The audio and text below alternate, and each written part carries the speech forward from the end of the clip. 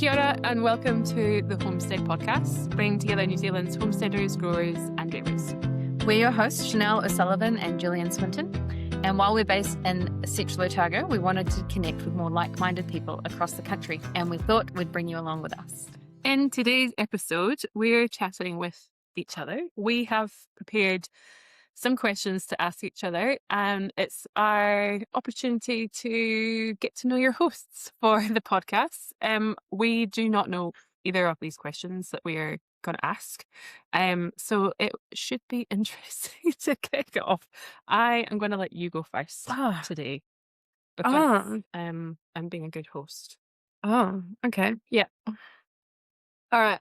I've had this thought in my head for a while about what would be my complete opposite alternative life if I was not living this life. Okay, interesting. Yeah. So if you were not living this homesteading lifestyle, what would your alternative life and location be? Oh, that is interesting. Alternate. I do like regularly we do go away on holiday, but the best part I think when we go away is coming back to the farm. So it's like I do quite enjoy those city breaks, but I still enjoy the peace and quiet come back to the farm. So I think in an alternate universe, it would still be somewhere quiet. I'd love to live by the sea. Yeah. Maybe, I think it still connects back to working with the land. I'm thinking like maybe I'll go and be a fisherman or shuck oysters or something. But I think it's like kind of not really too alternate. It's just a different environment. So yeah, I think I'd love to be by the sea. So you have shuck oysters by the sea. I think so. Maybe that's the retirement plan. I actually have never tried an oyster, but I have. They taste like a giant bogey. You need to put something else with it, like something flavors. Yeah, I don't think I would really go full circle and go and live in a high-rise apartment in a city. That's okay for like a weekend, but I think it would just be kind of living off the land, but just somewhere else. I think like we're probably in the same mindset that sounds very overstimulating. I feel uncomfortable just talking about it. Yeah. What would yours be? I have had this thought before where I was like, imagine if I lived in like downtown New York, would I enjoy that lifestyle? Being in like an apartment and, you know, well-dressed and swanning around. And I think about 10 years ago, I was like, I could see myself in that exact opposite life. Yeah. But not now. Nah. Not now. I don't think so. Yeah. I think part of me used to want that. Like growing up, going to university, it was kind of like, you know, that was seen as what success was. It's like a false fantasy kind of thing. You know, you move to the big city, make like big money and then have a big life. Luckily, we're living in the country and just getting so rich right now. Now we live in the middle of nowhere with no money. Yeah. I mean, we can't have it all, right? Happy as a clam. As you're shucking clams. Do you shuck a clam? I don't know. No, grabbing clams? Yeah. Okay. Grabbing. Similar kind of, I guess, train of thought was, there always, for me, seems to be a point when I'm like, fuck, we should just live in town. Can you tell me the last time that you had that thought that you're like, this is just in the too hard basket? So this morning it was -8 degrees Celsius. Thankfully I'm in like a relatively like good mood today. Maybe just a good day of the month. Who knows? But in other times, I think the fact like when it's muddy and it's overcast and it's grey, like when it's grey and grey and grey for days, and I'm like outside having to unblock water systems, having to carry hay from one thing to the other. Like I sometimes think, man, wouldn't it be nice to just like, because we're off grid as well, like just turn on a heater. But then I'm like, what else do you do in your day? Like, what do you literally do? You like what? Yeah, like what's next? Out of interest, you guys are off grid. What is your heating in? Only a fire. Only a fire? Yeah. You got no like heat transfer? I guess you're in a tiny house. Yeah, we're in 28 square meters at the moment, but we're extending it to 104. So we're probably going to do some heat transfer to cycle system. But yeah, we're pretty underpowered at the moment, like severely. So we're just slowly gearing it up as we go along. So yeah, I think like we joke, you know how like people live in a passive house or a passive type thing? We joke that we live in an active one. The amount of work just to keep going is a lot. Like, I was on a call today and Dave called me from the bottom of the property and he's like, can you go over to the water tank? I think I've got all the ice out of the hose. Can you let me know when the water starts flowing? So like to get our water from the spring at the bottom of the property to the top. And then like the horse troughs were frozen solid. The cow and sheep ones, I left the hose connected. That was frozen solid. It's a lot. It's always a lot. Yeah. I think that when things aren't working as they may be, Yeah. that's definitely when I start to feel it, especially if the person responsible for fixing things isn't here. Yes. You kind of have to be jack of all trades.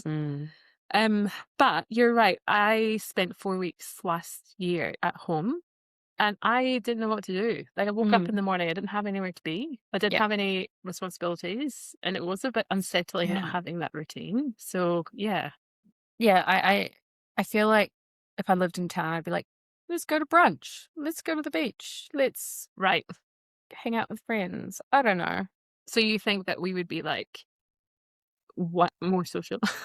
I feel like maybe we're building this life where we really like being at home, right? Yeah. So we're building a life where we just want to spend more time at home. Yeah. We're doing it in a very labor intensive way, but I think those times where you're like, fuck it, let's live in town. Yeah, they're usually fleeting. Yeah. Yeah. Would you say the same? When was the last time you were like, get me out of here? I've had enough. Yesterday, last night. Yeah. Was that the cold or what was the lineup? Hadn't been home all day, so the fire hadn't been on. I don't think we went above 0 yesterday. No, it was -1 after school. Yeah, so we didn't go above 0 yesterday. The fire had gone out, so I came home last night at like 7:30, did all the farm chores in the dark, and came into the house. And we have a very active home as well. Our friends, for listeners, we have neighbours that have a passive home, and there's some kind of like test that they do to check for how much it breathes per hour or something. Our house breathes a lot. Like you can probably feel that draft coming through just now, but yeah, hours of panting. Stop breathing. So yeah, coming home last night, trying to get the house warm. I could not get it warm. I had to go for a shower to try and heat up. I put more blankets on my bed than I've ever put on them before. Did you let the dog in the bed? Nah, they were in here in front of the fire. Like You should probably sleep on the couch. Yeah, probably. That might be. Well, I don't think I'll have to do that tonight. But last night was hard. That's when I was like, nope. We just had a nice wee unit in time. Actually, yeah, probably find something to come. Yeah, you'd probably still be trying to grow a garlic out in a tiny little unit garden or something like that. And you'd be like, there's not enough room for my garlic consumption. All right, I am going to move further away right now. Perfect. Could you ever see yourself moving back to Scotland and or living on the Hebrides? This is a very timely question. Because my algorithm at the moment is like, move to Scotland. Yeah, you need to be on the Hebrides. And I'm like, so it's been really good because I've just not been doom scrolling because I'm like, I can't open that door. Because once I start my imagination going down that road, especially in the middle of winter, I know, and I'm home alone. Yeah. I would love, and I do not know how we'd work out the logistics, but that's just a minor thing. Like it always works out in the end. I'd love to go and do a summer on the islands. Last year, I saw a vacancy for a croft, like residency in. It was the Fair Isle, which is like up by Shetland, and like looking after a farm for the summer. And I was like, take me there. Yeah, I think, I would love to. I think the main thing is just like, we would just have to get somebody in. Yeah. To look after the place. I've almost gone to the point where like, I'm not going to get any more dogs because I plan on being more mobile in the future. It's definitely the dogs, eh? Yeah. So like sheep and cows, they can come and go, but like I feel like we're not going to just make a dog is a bigger commitment. Yeah, and like the house don't really care about. Someone can live in here, and I don't want someone in my house to trash it. But if we leased out this house and somebody else came in it, that'd be fine. Yeah, but it's like, what do we do with the animals? Yeah, I was on a plane the other day talking to a lady who was about 60, and she travels the world in house sitting. So she has a beautiful house on the Gold Coast. She's like in the Swiss Alps, and she went to Iceland for Christmas last year. I'm like, something in that. Yeah. It's a very interesting time to ask that question because I feel like I'm on this, like, there's this seesaw in my brain. Hamish is going to listen to this episode and be like, what? Yeah. Movie? Just for a bit, just to, Like, just get out. Yeah, I don't know. Yeah, I mean, I definitely would love to go and do that and work. I think I've always done seasonal jobs as well. Yeah. So, like, being able to go somewhere for a season just kind of feels right for me. And you get to skip -8 degrees. Yeah, oh, for sure. Yeah, that can be somebody else's problem. I actually, when I was writing these questions today, I Googled how much a house costs over there. It's quite expensive. It was like the outer Hebrides was like £500,000 for like a 5-bedroom house. It was not like, it was a nice house as opposed to little ones. I didn't go too deep, but I was kind of shocked that it wasn't like £50,000, £100,000. Look, there's, I suppose it's what you're after. Yeah, it's what you're after. And there are affordable options out there. They're probably just not in the most desirable spots. Is your family house still got family in it? No. Well, there's an empty house. Really? Yeah. Is it empty? Yeah. Is it still owned by you guys? Yeah. I'd be fucking outies. Yep. Interesting. You've got not that many things standing in your way except for a gazelle farm, yeah. Couple of dogs on the sofa, apparently. There's sort of only things. But yeah, no, there's a house there. And I think Hamish would love it. Yeah. I think especially when he's like seasonally minded as well. True. And I think my uncle who runs the farm probably be pretty open to some help. I'm at the point where if you don't go, I am. So like, what's next winter looking like? Yeah. That is true. There's some cool options. That's exciting to think that it's possible anyway. Don't want to open that door. So let's start. Okay, moving on. New question that I didn't write down. Dave's family is from Ireland, or he has family in Ireland. Do you have plans to go over there, or would that just be a holiday, or would you want to do an extended trip? So in 2019, we wrote a letter to the Irish Farming newspaper and said who we are. We'd like to come and spend a year in Ireland working on farms and over there. And then it was in the paper over there. We got sent the link. We talked to a journalist and everything. We had started organising everything because the kids can get visas because Dave has one. It's actually quite easy because he's got an Irish passport. And then we got the big job at Lake Howe. And we were like, we better take that. That would mean like Dave's hit his goal in life type thing. Then COVID hit. So we would have been absolutely stuck anyway. We wouldn't have been able to travel. We would have been just locked into one little spot. So it actually ended up working out okay. Yeah. But yes, definitely have thought about it and would think about it again. Yeah, okay. So like you're, I love how that we're such homebodies, but also open to completely blowing it wide open. Yeah. I think that's it, like being open to the adventure, because if an opportunity comes along, I don't ever want to be in a position where I'm so inflexible that I have to say no. Right.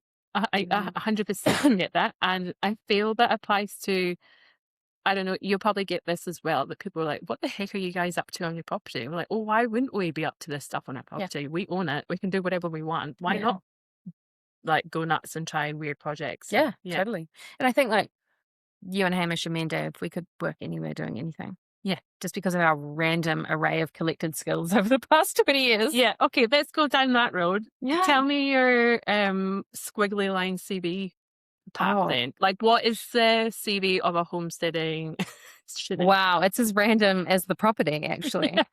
Okay, so grew up in North Shore of Auckland. Went to a school of 2,500 girls, biggest girls' school in New Zealand. Holy heck. Left at the end of sixth form, aka year 12. Yeah. Because I wanted to do art, photography, and biology, and there was no other subjects I wanted to do.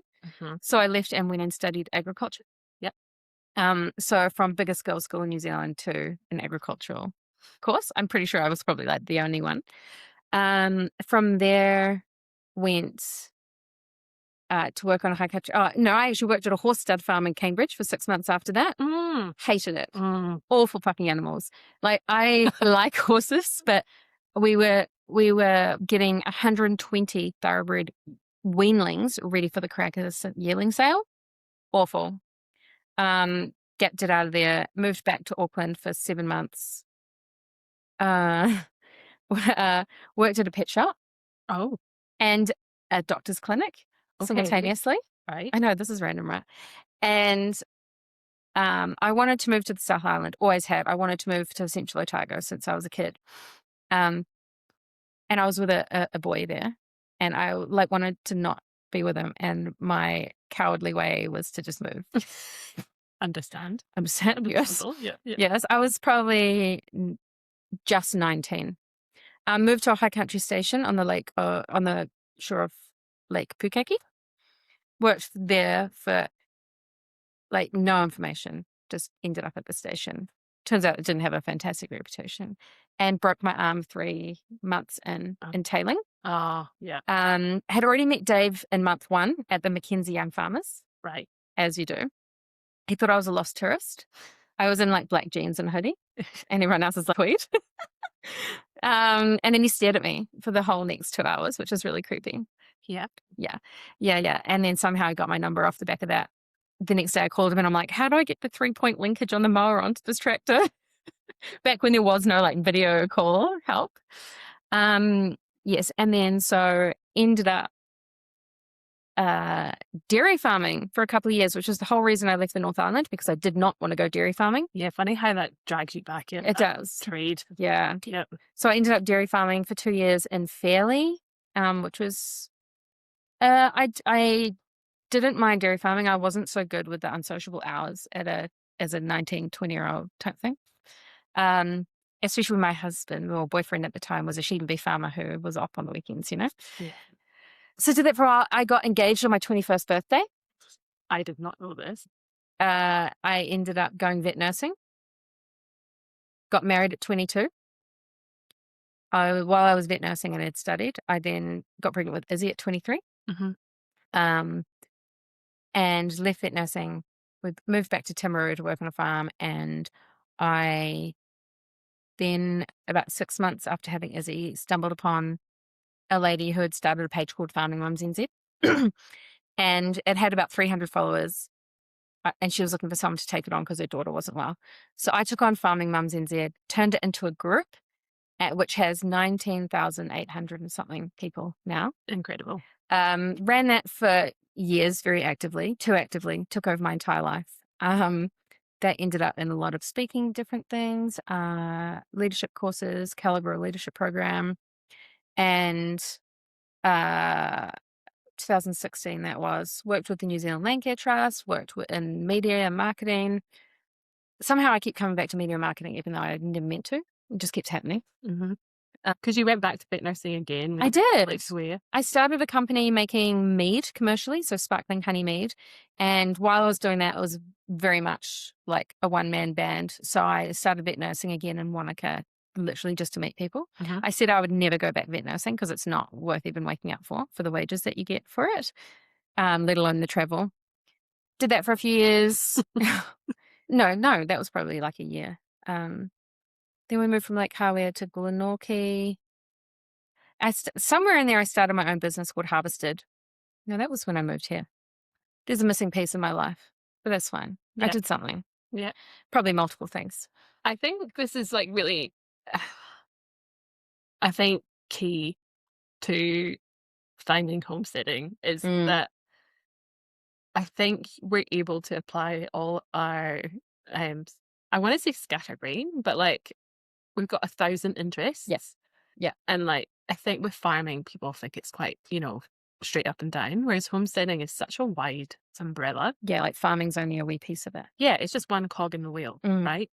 So I think people think there's this clear path into where we've come.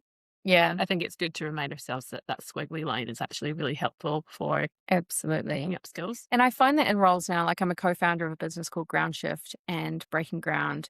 And that involves events and media and farmer training and marketing and film and everything, which if I hadn't done all the things prior, I wouldn't have had the well-roundedness to be able to understand every farming enterprise, how it works together, how food systems are connected. Yeah.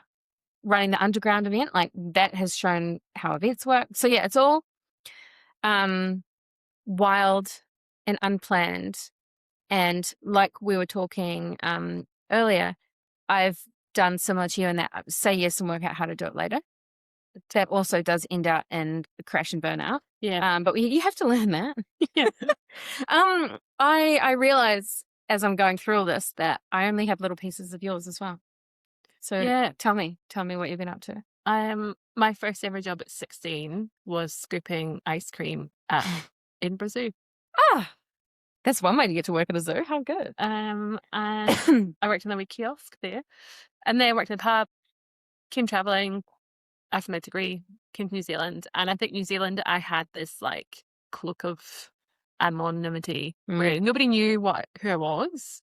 I didn't really have any, it's just like pre-social media really kind of as well. Oh, not really, you had Facebook. But Bebo. like how old are we?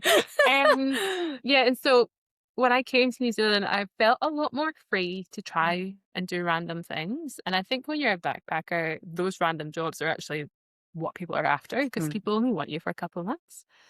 So then I did quite a few random jobs, like picking kiwi fruit. I hated that. Why? The place we were working, the actual picking of kiwi fruit, fine. I feel like your height would be pretty sweet for it. Yeah. It was like the accommodation that we had to share and just the management. Yeah. I don't know no names. And then moved to South Island, and I kind of regret spending so much time in the North Island. I was like, I find a lot of people there. I love that you caught yourself, but it was too late. Wow. But I think I love the North Island. I spent 6 months when I first came to New Zealand there.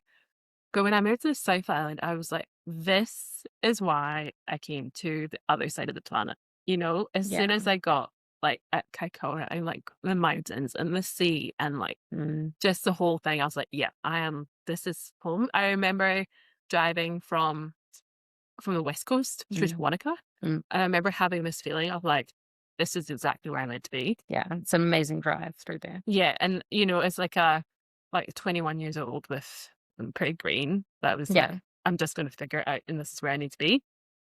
I worked up ski fields, lift operator, snowmaker. Skiing or snowboarding? Both, mainly snowboarding. Ooh. Neither well. I mean, I know. I mean, I think after 7 years, I consistently stayed at a very intermediate level. But I was big on the app race. I did I worked out in the Milford track as a lodgy. Cool. Loved that. Dairy farming, calf rearing. I feel like I kept getting stuck in that cycle. Bit tech. Yeah. I wasn't smart enough to be a nurse, but the tech was a bit more grunt work. I enjoyed the tech stuff more. Keeping an animal alive under anesthesia, it makes me feel sick thinking about it still. Yeah, and like a cow, sweet. A calf, you can just pick them up and move them around. Not someone's precious little fucking Jack Russell. Yeah, the risks were a little bit better with being a tech. Yeah. I wasn't good at the deer stuff, so no, just not natural. But cows, good as gold. Yeah. What else have I done? Oh, marketing. And then calf rearing. Yeah, kind of getting in that. So it's this marketing and dairy farming. Yeah, the first marketing job I got was working for the vets in the market. True, yeah. And so I was doing dairy farming marketing. And that's how I met like a lot of people in the rural industry. It's interesting. I think it's one of those things that again is seasonal, and when you're just in that relief kind of position or temporary position, it's easy. It's easy jobs. Yeah. Like it's not like you're making management decisions and stuff. It's quite rhythmic and methodical in terms of what the actions are. And you know where I've come unstuck is when I get myself into a job where it's not seasonal. Yeah. Speaking something recently, perhaps. Oh yeah, I just quit my job. Quit your job. When's your last day? Yesterday. I handed everything back in. So like officially podcasting. You're now a podcaster. Yeah, day one podcaster. No, look, I feel like I struggle when it's not a seasonal job. Even when I worked for Chef Magazine, even that was seasonal. You know, we're always working edition to edition. Yeah. And a season edition. that was pretty good. But yeah, I think when there's just this long stretched out, never ending. There's no like light at the end of the tunnel. Yeah, there's none of this. We've just got to get to calving, or we've just got to get to whatever. It's just that's where I struggle. Yeah, and I think looping back in, that's why I love the homesteading side of things. When should I get to there? cyclical. Yeah, I think just that's where those seasonal. Like the seasonality of the homestead really comes into play, because I love, like, we're in winter now, and it's, that downtime really starts to be like, oh, what can we do for spring? Or like, what can we, looking back. August to me feels like there's a light at the end of the tunnel. Yeah, and like you're already thinking, oh, I wonder, should I do mushrooms again, or do I need to be a cut flower farmer? Like the kind of that possibility of what's next is kind of the magic. Those are legitimate things you're thinking about now, aren't they? Yeah. Yeah. Those were not hypothetical. No. Yeah. What kind of flowers are you going to grow? I don't know. My friend Ellie has just made this little ebook of like how to be a good flower grower. I'm just looking at it. You're very flat paddock sitting there. That would be perfect. Yeah, with nothing in it. I know. I think of flowers, and I think of everything getting destroyed in the wind in my house. Yeah, that's what does worry me. But yeah, like, it's on the list. Yeah. What's the risk? Yeah. So off the back of that, now that you quit your job, where are you at? What's the plan? I guess there's not a plan, but what's the vision? I am going back to do farming. No. And then marketing. No, well, actually, in some ways I am, because I will be calf figuring in August. Yeah. So between now and August, I am actually just giving I think before, old Gillian would have tried to fill July with, put my hand up if anyone needed any marketing help, or like I really, you get the itch and you're like, whoa, back. I've had to stop myself, because I've almost reached out to a few people and be like, oh, I'm around, and I had to be like, no, I am around, but I kind of need this mini sabbatical. Yeah, absolutely. So no plans for July. Look how we get so smart when we get older. Yeah. Yeah. Yeah. Just want to hibernate. That's all I want to do. And now you're knitting 12 hours a day. I'll get carpal tunnel. Yeah, that's the point. So then, and then after calves, we'll have the B&B. Yeah, true. So for those listening, on my property here in Lauder, a big way of how we afford to, a big question we get is, how do you guys afford to live, this lifestyle? Yeah. And controversially is, for half the year, we rent out our spare rooms for the rail trail. So you're right on the Central Otago rail trail for the kids. Yeah. We're just across the road. We're in a main hub, I guess, for the rail trail. Our location's pretty much prime for it. So that's how we kind of support. All the money from that goes back into the property. So it's like this fund pot that we have if anything breaks, or we need to buy a new sheep, or a new sheep. Like, like when we've bought a ram. I'm not sure if we even bought that ram, but like we have to buy things for the property. Repairs, maintenance, this goes back in. Yeah. Yeah, cool. So that's a big way of how we fund ourselves here. Yeah, and that'll kick off pretty much after then. So and then looking at diversifying the property into different income streams. Yeah, because a question that I get often is like, how does the property pay for itself? Like, is there a commercial aspect? And for us, no, not at the moment, but we have lots of ideas. But I've always been really fascinated about people who can make it work and what that looks like. Yeah. And you've got a great property here in terms of contour and ability. We're in a freaking horrific growing location in terms of probably like 90 days, no grows type thing. But what kind of enterprises have you found to be successful on a small block? Because I think this is probably going to be the most important and popular question as we go forward, is like, how are people making money off their lifestyle? And I think there's a fine line between a lifestyle block turning into commercial business. Like, at what point do you just turn a small farm? Yeah. And I don't know what that line is, but for us, we're, I guess, lucky in the fact that it's just us two here and that we're happy to share our home. I think the majority of the people that we have come through our doors are really great people to have in our house. But the biggest feedback I get from other people is, oh, I couldn't do that. Yeah. So I think it's really working out with what you're comfortable with. That is 100% what we get our most income from. Yeah. Is that accommodation. And you got 6 months a year, roughly? Yeah. Pretty much from Labour weekend through to Easter. Yeah. So it can be a bit variable. Yeah. Second to that, okay, let me break it down. So we have B&B. We have the farm shop at the roadside. And what's in the farm shop? Honey, eggs, and candles are there year round. And then seasonally, we have garlic, potatoes, pumpkins, strawberries, like vegetables, just as we have them in season. So we kind of just change the signs out to what we have. But yeah, all year round is eggs, eggs, honey, and candles. Yeah. We also raise chickens to sell. That was starting to get at the point where it's not that. Yeah, we're not making, like, I mean, do you guys factor in your time? No, absolutely not. If we did, I it think would be very sad. Yeah, I think when we're cycling down that route, we are definitely running at loss, but that's not how we're measuring. The In the end, chickens, it's almost like a compulsory saving scheme because you get like a chunk of money at different times. right? Yeah. Try and sugarcoat it. So we buy chicks in from a supplier, and they're a day old. And we pay a little bit extra because we want them to be vaccinated and in good health. So we buy them from a reputable person. So, I mean, we could save money by going down a cheaper source, but I'm quite proud of my chickens. So I'm not willing to go down in quality. And then we raise them to Pulitzer at point of lay. So around 20 or so weeks. And normally by the time they get to their property, they're laying or about to lay.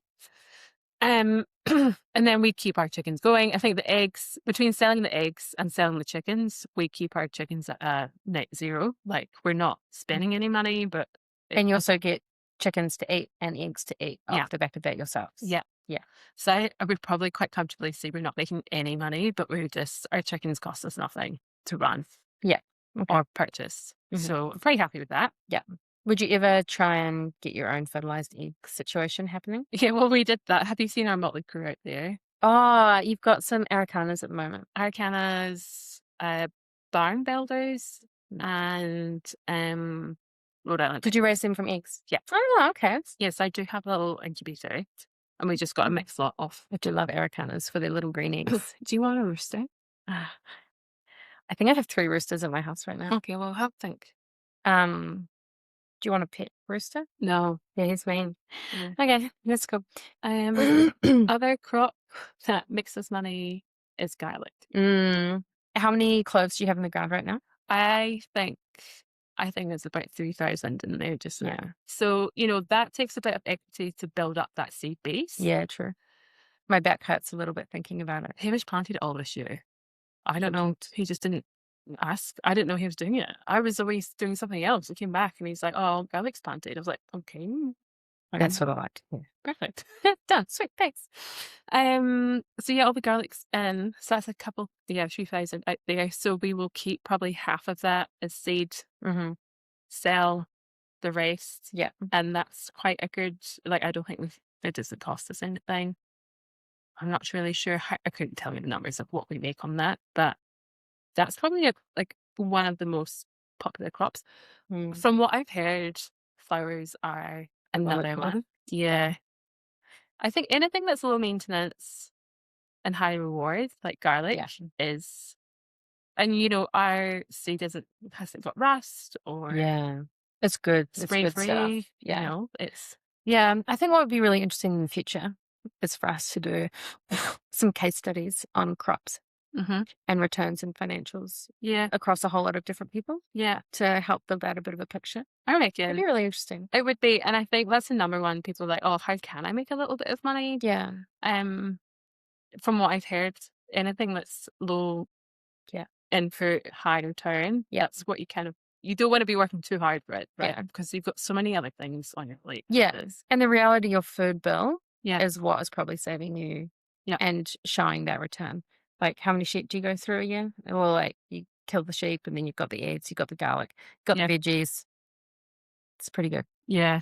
Yeah. That's probably where the wins aren't necessarily direct, but they're broad across everything. And then from there as well, we also know what we need to survive. Yeah. You know, if we lost a crop, Yeah. I still know that we've got longevity in what we've got stored somewhere. Like, Yeah. I'm not going to have to go and buy garlic.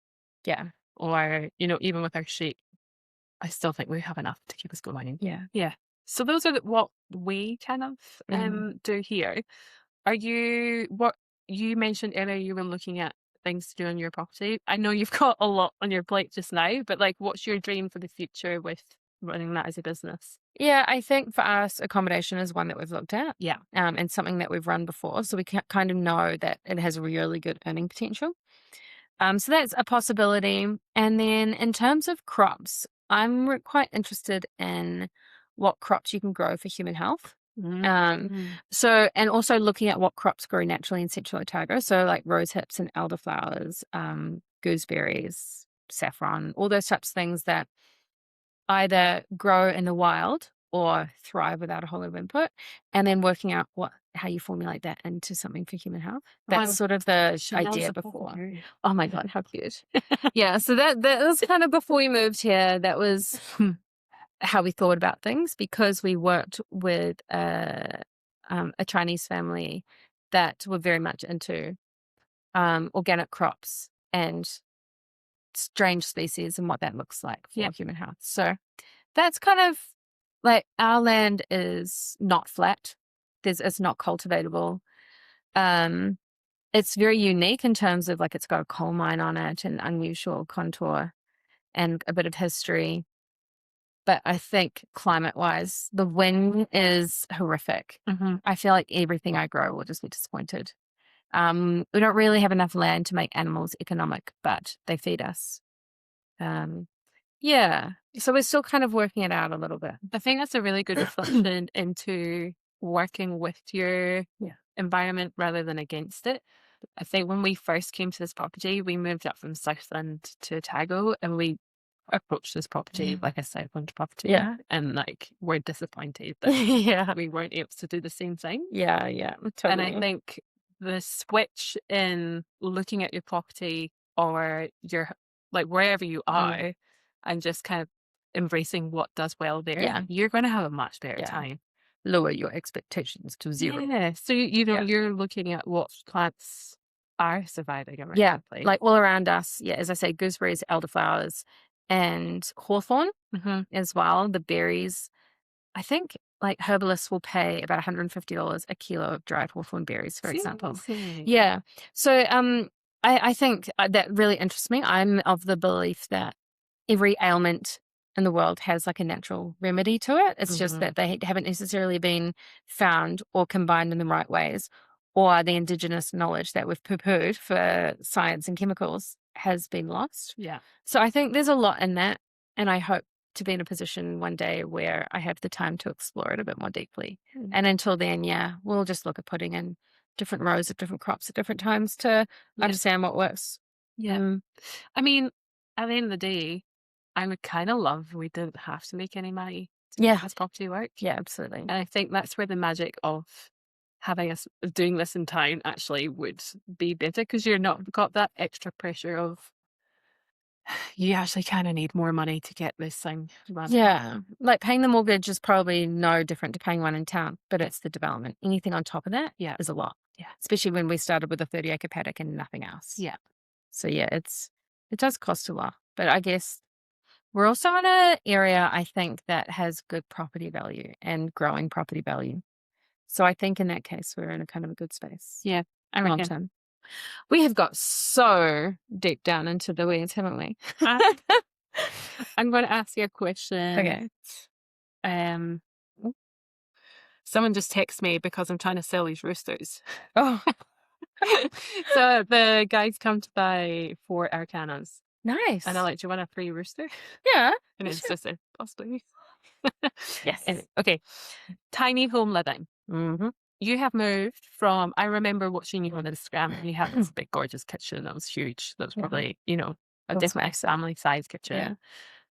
to a little log cabin in the woods. Mm. What has been the biggest challenge in that? The good, the bad, the ugly. Yeah, so we were in a 270 square meter house in Winoki. It was just a few years old. And I remember when I was measuring things out, I was trying to visualize what 28 square meters actually looked like. And what I realized is that the lino of the dining room that had the table on it was 28 square meters. No. And I was like, there's no way. Yeah. I could not even work it out. So for the record, we are not tiny home people. I always thought tiny home people were crazy. Did not understand why anyone would do them to themselves. I thought being in that close proximity to my family would drive me mental. And then we bought this land. Then 4 months later, Dave was made redundant. So we had 16 weeks to make a decision. I remember. Yeah. And the payoff was like, right, we could go and rent somewhere, but then we burned through all the redundancy payout. Yeah. Or we start building. It was in a weird situation. The owner lost his plot and made everyone redundant, and yeah, it was odd. So what we did, we said, we've actually just put down piles in the backyard to build a cabin to move to our own land. Yeah. And then we rushed home and quickly put down piles. Because I was like, no, we haven't. We have not. But tomorrow we're going to. So we said, can we have 4 months? And that was no problem. The house is still empty 3 years later. Yeah. So we hustled. We used YouTube. We had a friend give us some advice on the end of WhatsApp, and we built a cabin. Yeah. For 4. So 3 years ago, we had a 8-year-old and a 11-year-old. Mm-hmm. And so Izzy's got her own room. We've got a room. Hunter's got a loft. It's all set out, full bathroom, everything. I do pat myself on the back for how I designed it, because the idea was that I designed it a whole year earlier, luckily, with the idea that it was an entire house squished into one, that if we needed to live in it, we could, not thinking we actually ever would. Yeah. So how is it? Dave would often say as well, it's made us a lot closer as a family. That's amazing. Yeah. Because you get to know everyone. Yeah. On a very intimate level.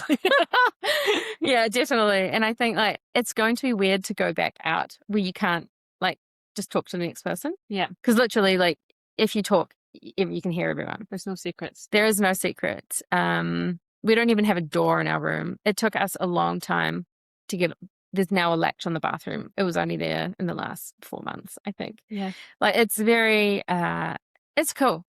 The downside, I would say, it can get cluttered quite quickly. So you have to be really disciplined and just keep shit out. Yeah. We have a loft that we use as storage. And at first, it was nicely stacked. Now I just have things from the bottom to the top. And I'm I haven't seen the window up there in months. So when we finish the extension, I'll bring it. It's just sheets and duvets and luggage bags and those types of things, camping gear. So yeah, I think it's been a really cool experience as a family. I'm looking forward to hearing the stories that our kids tell their kids in the future about this crazy time where we lived in this tiny hut in the mountains. It is a little bit hard tidiness wise, but we have it cost us probably $50,000. Yeah. So we got offered $700,000 from the bank, and we were like, we were either going to have to run for the next 30 years, plus on top of the land mortgage. It just was not. Yep. It was defeated the entire purpose of what we wanted to do, which was live on our own terms. Yeah. And if we kept it small and did everything ourselves, yes, it's been exhausting, but we're not overcapitalized. Yeah. We're not hustling. Yeah. It's I think that's a real, although we're both going things in a roundabout way, there is a compromise. Yeah. That is a definite decision. Yeah.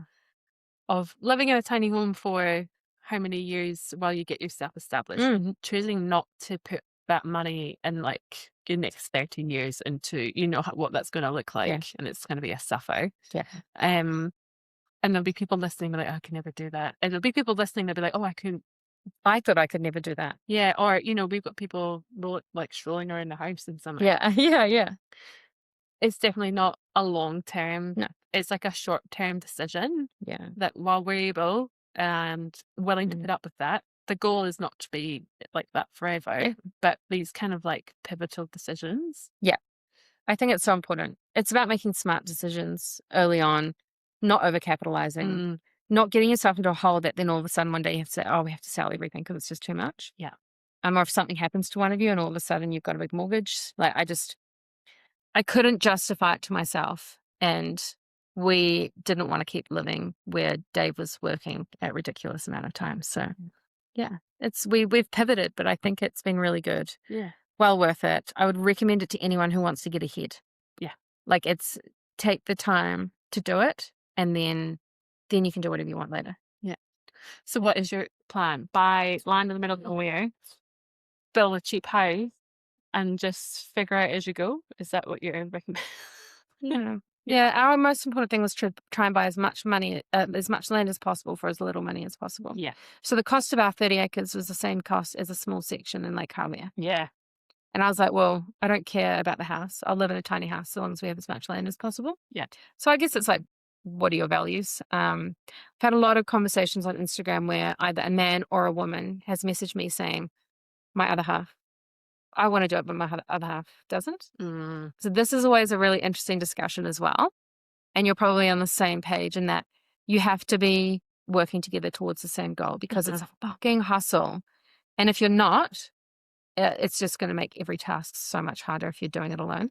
A lady at the library the other week said, you don't have to be on the same page, but you have to be in the same book. Yeah. Yeah. That's such library humor. And I did think that was really funny because I feel that's definitely those days that we're definitely not on the same page, but we are we're in the same boat. Yeah, like the overarching goals, values are the same. Yeah. But the ways to get there sometimes look different. Yeah, true. I don't know what my advice to somebody would be if they were having that. Like, I would say get into dairy farming or marketing. Okay. Or dairy farming marketing. Because then I don't know. I'm always like telling people to go and do seasonal jobs. Yeah, to my discredit. But I do think it's a good way to understand what you do and don't like really quickly. Yeah. And I love caffeing because I'm not up at the crack of dawn. Totally. House. Yeah. And get to work and peel out. And it's not for 8 months of the year. Yes. I can work really hard for a very short time. Yeah. And know that there's a break coming up. I think my advice to those people who aren't on the same page, like have a partner, is then actually look at doing something with with what you can do. And then you might be able to scratch that itch somewhere else. Yeah. Or just slowly, take things on bit by bit. Yeah. Yeah. I don't know. You can't just say don't win, can you? All right. Says women who don't have men at home. Yeah. Okay. I have one that's kind of on this, very much on this track, actually. Yeah. Would you say that homesteading makes a relationship easier or harder, and why? Oh, we haven't whinged about them today, so we're on a good start. It depends on the day. Yeah, I agree. Yeah. Does your make?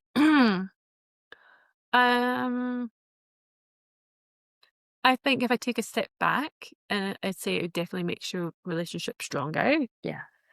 I think you can. Yeah, we definitely work ourselves pretty hard during those summer months. Do you also put? Are you guys bad at letting yourselves and each other rest? Like you're a bit like, come on. Yeah. Yeah. I think sometimes if I'm like boned, like if I've like not stopped all week, and come Saturday morning, I wake up and he was just already out on the lawnmower. I'm like, oh, I just want to be 5 minutes. Yeah. Because then I'm like, right, well, that's me up. And that means I have to go and match that energy. Yeah. I think there is an element of feeling guilty when the other person is working. Yeah. And it means like you push yourself too hard as well. Yeah. This like I feel like there's this major men are on a 24-hour cycle, we're on like a 28-day cycle. Homesteading shows you how true that is. 100%.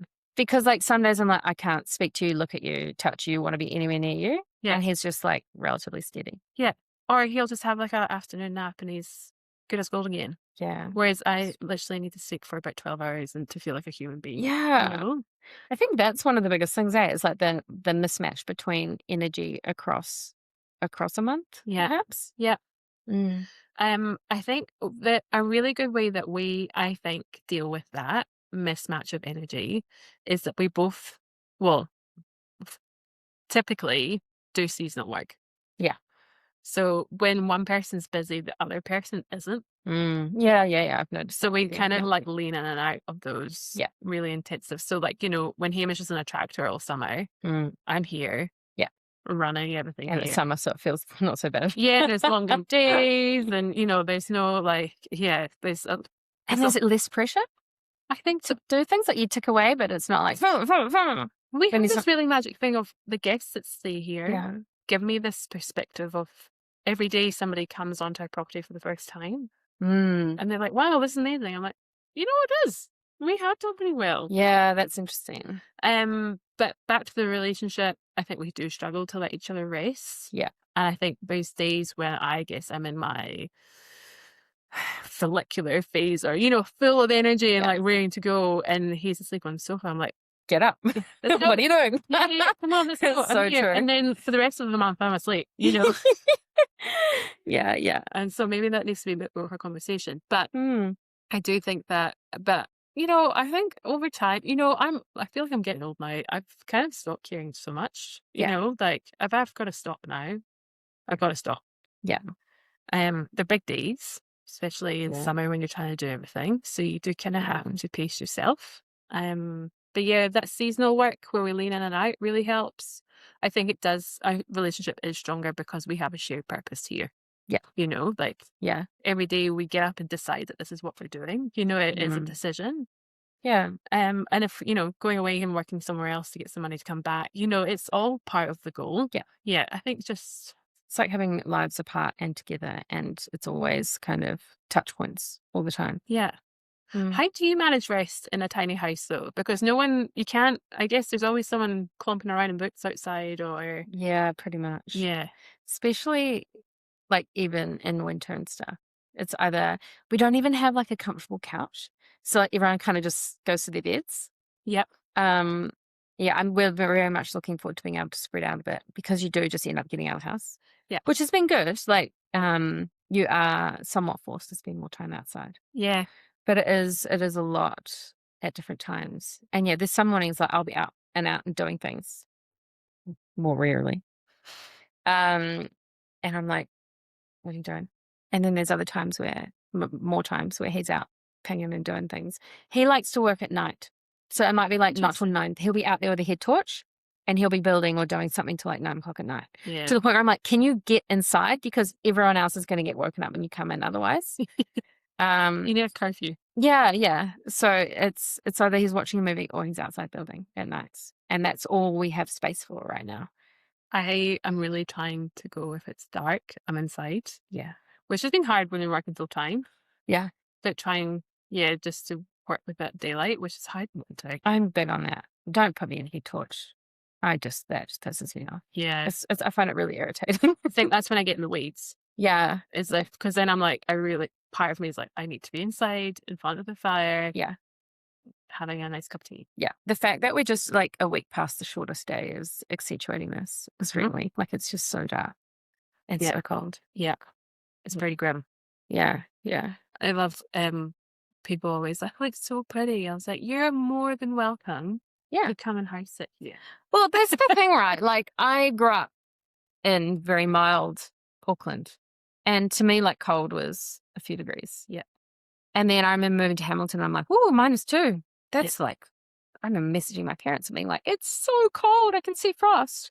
Now I'm like, it's -9. They're curling on 12 centimeters of ice at the bottom of my driveway.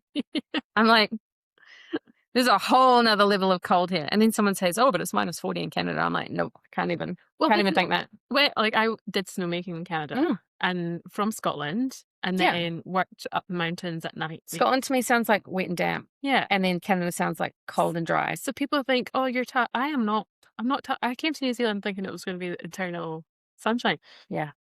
But we just moved to the coldest part the absolute, like, they're not even a joke. The coldest part is about 15 minutes away in Ophir. Yeah. Yeah, like it is. Yesterday I was clomping around outside, just literally clomping Yeah. because the ground is so frozen right I was now. like, just think of summer. Just Yeah. think of summer. And I was literally drilling into my head, and I was trying to picture myself like I used to sit out the back with a bucket of strawberries and just sit in the sun and just like absolutely gorge myself. And I was just had that picture in my brain last night as I'm trying to de-ice to get into the chickens. And I was like, I don't even care about these chickens. Yeah. You know, yeah. That is so funny that you're using that visualization, because I've been doing similar recently. So in 2028, my goal is to spend a month or so in the south of France in a chateau. That is my entire month. Right. I have a question here. What? Is it because of Annabelle Langbein? No, but she is living my fucking dream. That was one of my questions. Like, who is your influencer? Okay, tell me. I saw that and I was like, hey! And then I Googled her age and I was like, oh my God, I have so much time. It's fine. Yeah, my question is going to be to you. Who is someone you aspire to and who is your influencer? Because in my head, I was like, Annabelle Langbein. Yeah, okay, tell us about the south of France. Yeah, so that will be my photo. Who's coming up? I'm looking forward to it. Yeah, I think I'm accepting it more than I accepted my 30th. So my 30th, I spent it in Tonga. South of France France has always been my like goal. Yeah. So the other day I was out on the skill saw, like going over and over on plywood to create these panels. I had headphones in. It was like French cafe music, like beautiful. I think it was the soundtrack to Midnight in Paris. Yeah, the movie. Have you seen that? Yeah. Oh my God, I love it. I can't even watch that movie because it makes me so upset that I'm not there. So I was in France. So when I'm outside in the cold and I'm beyond cold, beyond tired, beyond wanting to do what I'm doing, I'm in France. And so if France doesn't live up to my expectations, no, I think it will. Yeah, and if it doesn't, just have a stick of bread and French butter. Yeah, you'll be all right. Yeah. So I'm using the same visualizations to get myself through times. So you're in the south of France. Yeah. I'm out the back with a bucket of strawberries. I mean, it's sunny wherever we are. Although I'm a little concerned now. I don't really want to be in 45-degree France. Yeah, I don't know what's going on there. I did look at the heat map, and Scotland was like still just a regular day. Yeah, good heat wave had one across the border. Yeah. Okay. Well, that's good. We have great visual identities. Yeah, I think that's you do what you got to do. You know, I was listening to someone else talk about how embracing the seasons and like winter, sick rest, and I think because winter is just such a knock to the head here. Yeah, it is. I think you definitely have to have that image to get you through. Yeah, every year I fight it, and every year I'm shocked. I'm absolutely shocked at the cold and the darkness. And spring is going to come round and we're going to be like, what's with this wind? Yeah, the wind, take me back to -8. So I feel like we really need to. Yeah. Are we just loving for summer? Yeah. Well, the summer last year was so wet. I had one swim in the Blue Lake, and this year it's meant to be a drought. So I'm like, whatever. we are like, that's our 10% farmers. Yeah. We're just always talking about the weather and always like never happy with it. Yeah.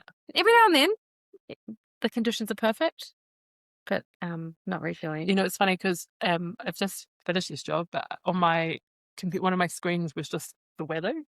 So when anyone came around, be like, why are you so worried about the weather? I'm just like, well, because I live in it. Yeah, I've just got to have something to look forward to. Yeah. So who is your influencer? Like, who is someone, like, is there someone that you follow or someone out in the world doing something just now that you're like, that's the dream? Is it, I'll tell you mine. Yeah, that might help. It's Australia's Costa. Do you want? Costa, yeah. He's like a little goblin. Yeah, he's awesome. And I just want to be a little goblin in the garden. And every time I see him, he just loves growing stuff. Yeah, he's so passionate. And I feel like a lot of the stuff he does is rough and ready. Yeah. Yeah. And I just want to be a little garden goblin. Yeah. Like going around and just, having fun. That, I'll come back to that because I have a question for you that might wrap us up. That will flick back to this. So until you said Annabelle Langbein, I was like, I don't know. But then we lived near Annabelle Langbein. And I remember being at the beach below her place on Lake Wanaka and looking up to her house and saying, I'm going to own that place one day. Yeah. And being like, that's a cool spot. And then when I found out she'd bought like this little country cottage in the south of France, I was like, God damn. God damn. Stop stealing my dreams. Yeah, so it is interesting. I mean, the influencer part is difficult because I am determined to live like 50 different lives. Mhm. So like, I want to pick a bit of this, and on this season I want to be this, and this year I want to be this. Yep. So I don't really feel like I have a set pathway, but I like little bits of everyone's lives. Yeah, I think when I say influencer, I'm not asking like someone who's trying to sell you something. I think the way we use our social media is very much of like getting dreams and inspiration and stuff, you know. We always share that meme of the Truman Show, the Kona coffee. Oh, I love that one. Yeah, you know, I think but the way that we're looking at influence is just lifestyle, and it's so shallow. Yeah, I saw something today which was someone I followed for ages, all of a sudden like promoting something, and I was like, I don't know about that. I get it though, like it's you can make money off it. But yeah, I think the people like seeing the Annabelle Langvine and her beautiful garden up there and her French cottage, I like that, but I'd never want to write a cookbook. But then there's people who have like these beautiful little kinfolky kind of shops, and like I love the stuff, I love what you're doing, but I wouldn't want to shop. So like there's like so much influence from different people, and then there's like you know, people with beautiful farms. Oh, actually, I think I might have it. So everything homesteady for me started with River Cottage and Hugh Finley Wigginstall. Yeah. So I watched all the series back to like when it looked like the 90s. I would say that was my first influencer into the space. Yeah. Hugh Finley Wigginstall. Yeah. We used to watch it on Prime. Yeah. We lived in Timaru, and this was when Izzy was a baby or born, and we watched all the series right through to him like processing his pigs, like nose to tail eating. Yeah. It was very like poor quality, like filming and everything. Yeah. I think that was like foundationally where everything clicked together. Yeah. Because I wasn't brought up like this. Yeah. Yeah. Yeah. And I think I had this discussion with my mother last year when I went home, where she had this idea that after university, she thought I was going to, you know, go and live in a city, and because I've got a degree in publishing, pretty much I had to go and work in either London, Edinburgh, or, you know, somewhere in Germany, whatever. Yeah. The publishing houses. And she thought really that was where I was going to go. And, you know, they worked really hard because Mum grew up on a little croft in the middle of nowhere, you know, moved to the city, brought the children up, go to university. I'm laughing because I know how it ends. Just for me to come back and write a book that's all about how my grandmother lived. So like going back to the like that is so funny. How does she reflect on it now? I mean, they've been here, they love it. Yeah. I think they completely get it. And they know, I really don't think we'd be able to have this in Scotland. Why is that? I just don't think, you know, we've been really lucky with how everything's kind of clicked together. Yeah. Lots of things click together out with our control. I don't think, and like if I'd stayed at home, I wouldn't have done all those seasonal jobs and got all these like interests in a million different things, and farming and food and soil and chickens. You know, this has all come from doing all that seasonal work, that I've really got all these interests in so many different pies, that this has been the best thing for me. I don't think I would have got that if I'd stayed at home. Yeah.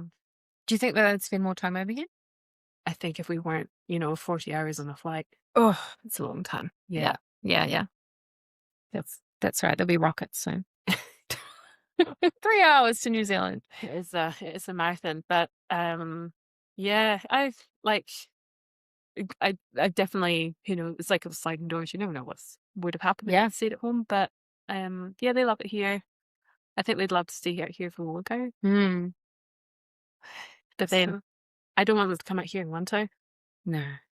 You know? No, they don't need to be here while you're crabby. Fucking winter.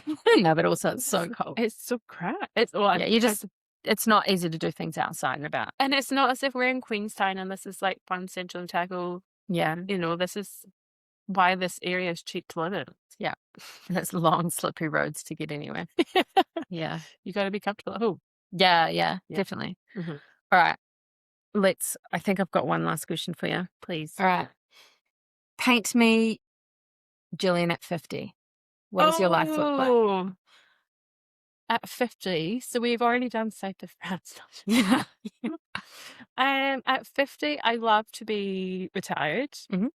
I see this. I know. I'll No. probably still be doing calves. You know? Maybe you own by then, like Yeah. 50 cars. Oh gosh, at 50, I'd love Mhm. to. I'd love for everything to be tidy. Do you know what I mean? Like it is a bit of a dump. But you've done the work. You've done the Yeah. work and now you can enjoy it. Yeah, like all the garden beds are nice and tidy, and there's not just piles of scrap out there and broken things and maybe double glazing. So I think I guess my picture is I'm still here. Yeah, I noticed that. I haven't heard you mention Hamish yet, but that's... Oh yeah, did you say... You might have said we, it's okay. he's younger than me. He'll be Is he? Yeah. Oh, he has a couple years, isn't he? Yeah. Gotta keep him busy. Yeah.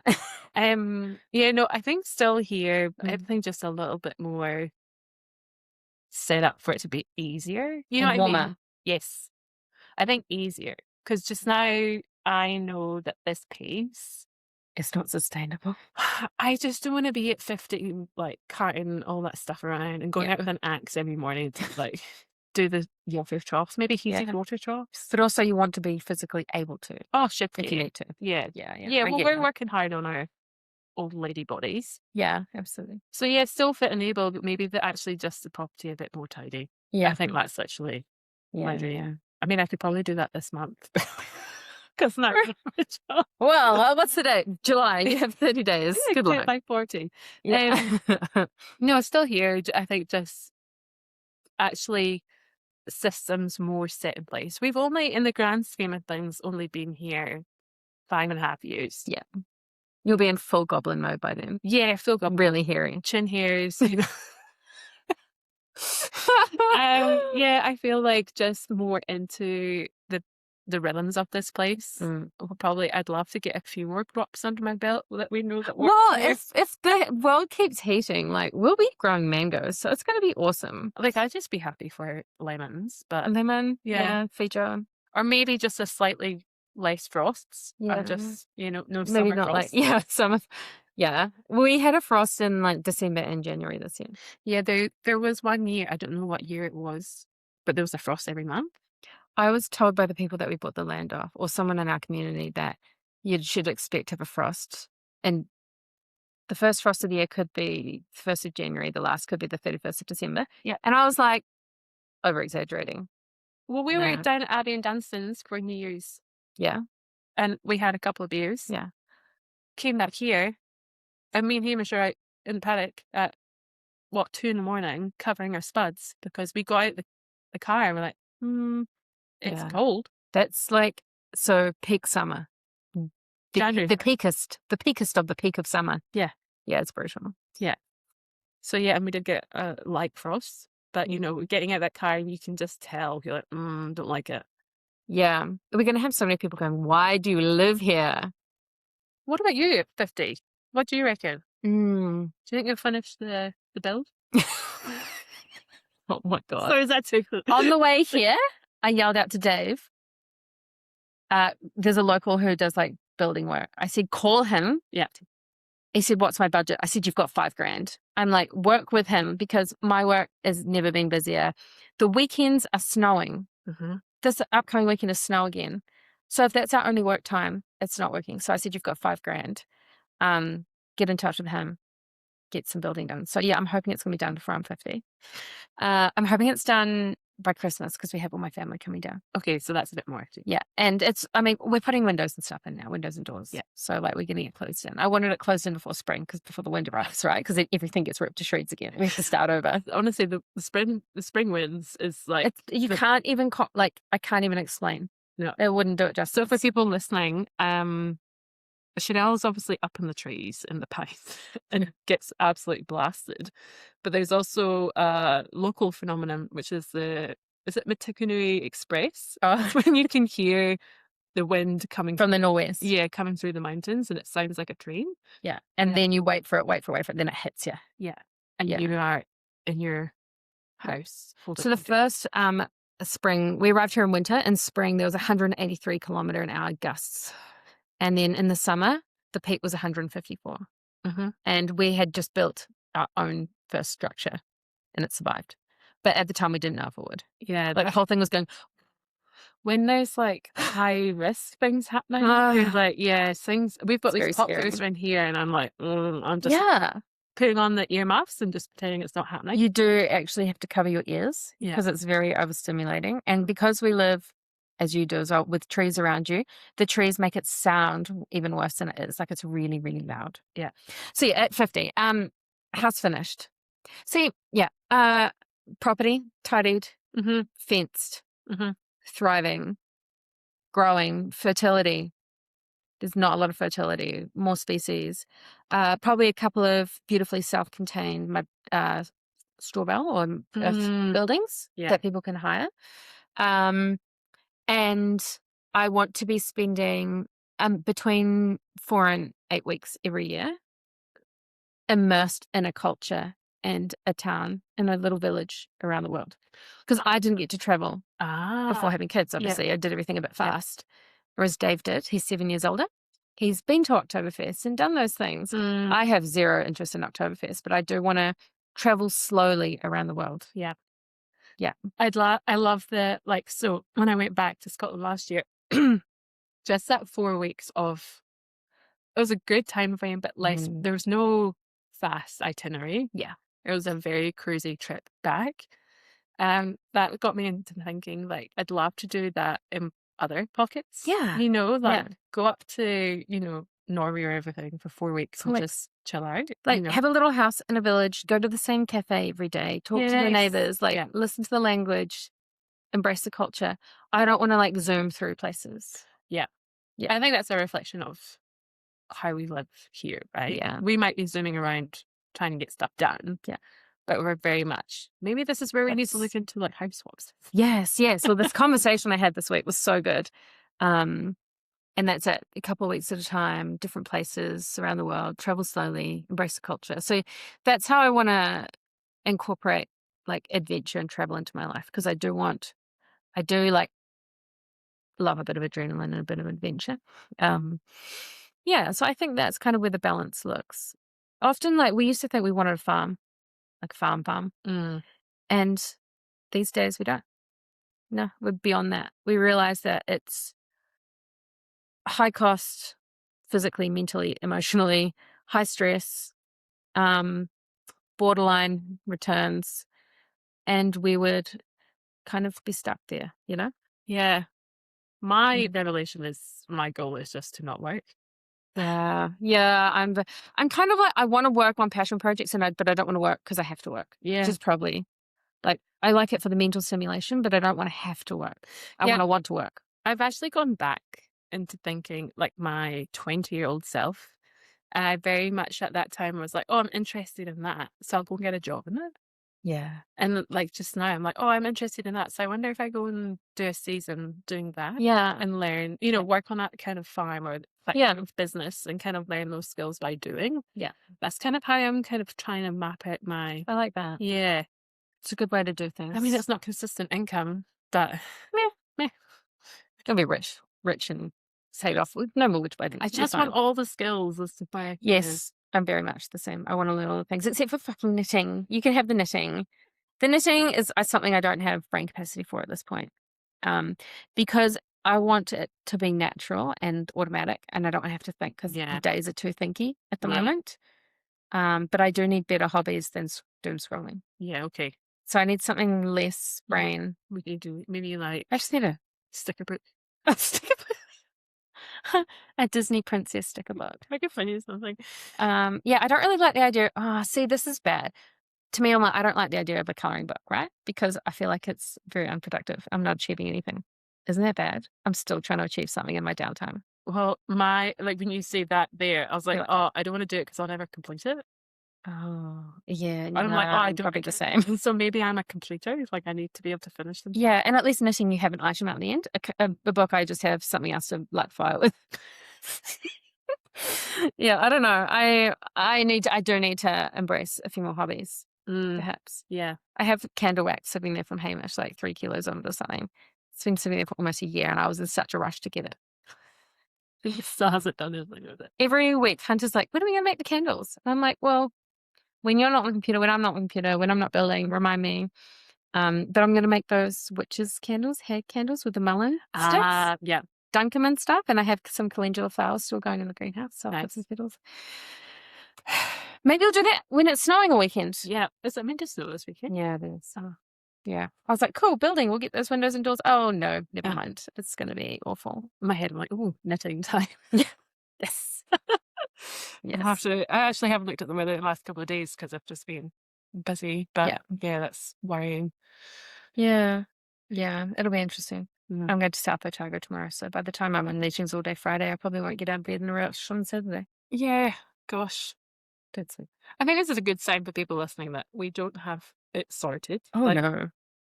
And I think for us, starting this podcast was to meet other people to kind of get a glimpse into how they haven't got it sorted.